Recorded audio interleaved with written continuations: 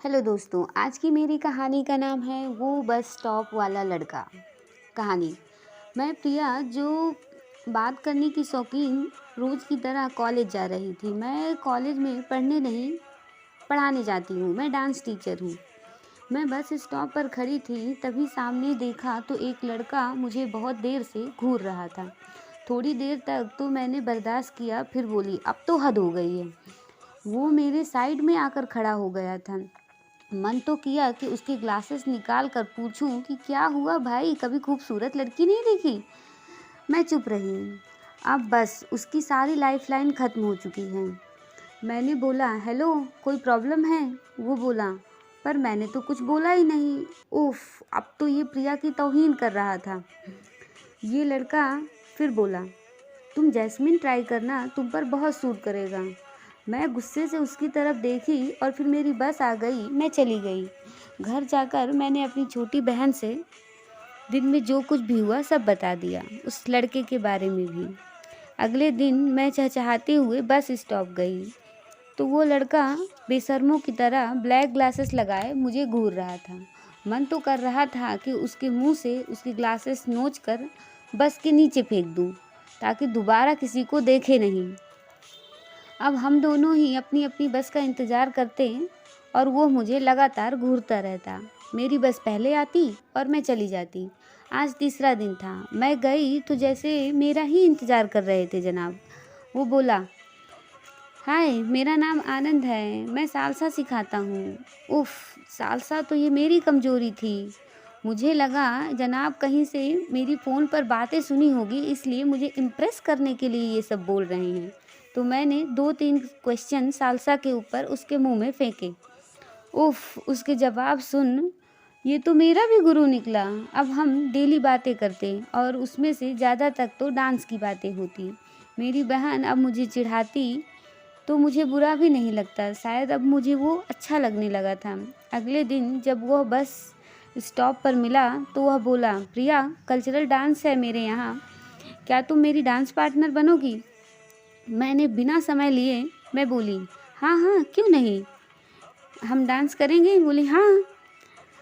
अगले दिन जब मैं उसका बस स्टॉप पर इंतज़ार कर रही थी तो वह मुझे कहीं नहीं दिखा। मैंने अच्छे से चारों तरफ देखा तो वो मुझे नहीं दिखा।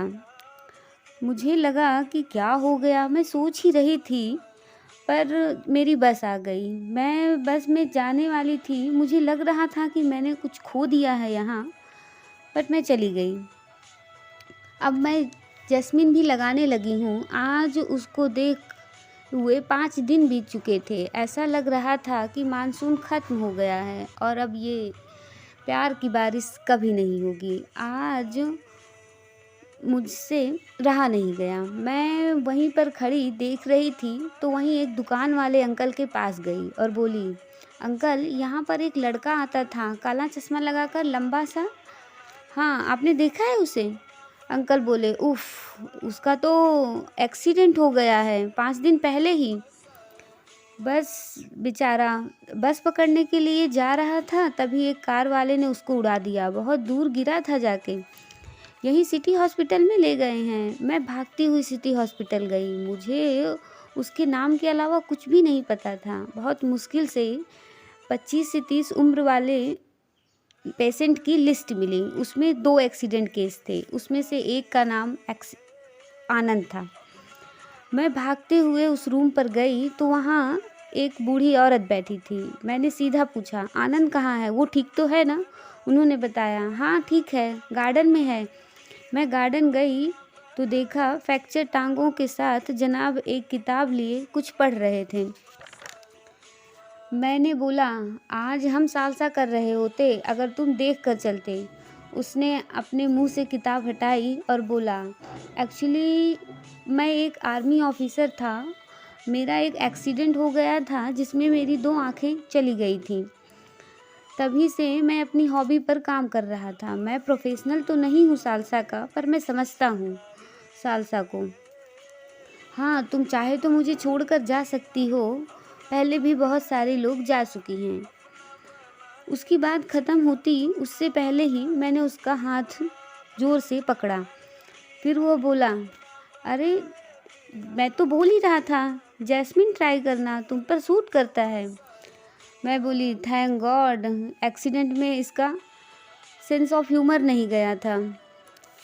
कुछ लाइनें हैं इस तरह कि तलाश मेरी थी और भटक रहा था वो, दिल मेरा था और धड़क रहा था वो, प्यार का ताल्लुक भी अजीब होता है, आंसू मेरे थे और धड़क रहा था वो, धड़कन मेरी थी और सिसक रहा था वो।